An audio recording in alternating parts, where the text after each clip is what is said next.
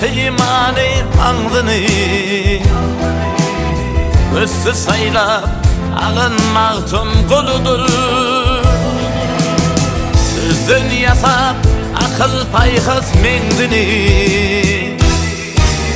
Ağmalarına salanmağtın kuludur Elçerip ağırsın 7 kat yerin 7 kat asmanı yetirip serin Kocaman zeminin hakişin şerin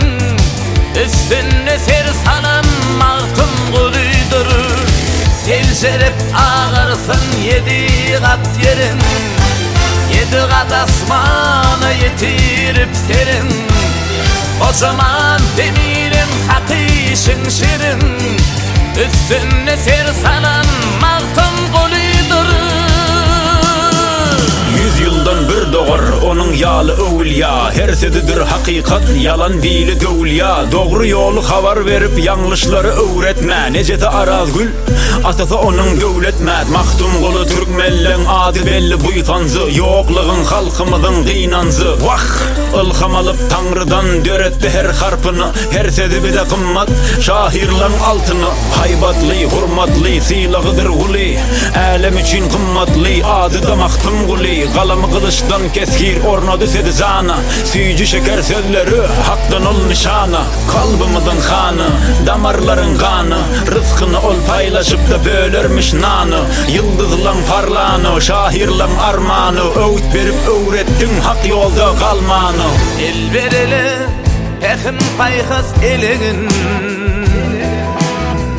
Hakikatta Tanrı'nın pelegin Göç oyunlarına çarkı pelegin Acı acı bölünmağtın kuludur Aydanları bakılığın açarı Asırlan gelişinden şayol açanı Adını anladır gelecek geçeni Ölmer gitme bulunmağtın kuludur Aydanları bakılığın açarı Asırlan gerisinden şayol açanı Adını anladır gelecek geçeni Ölmer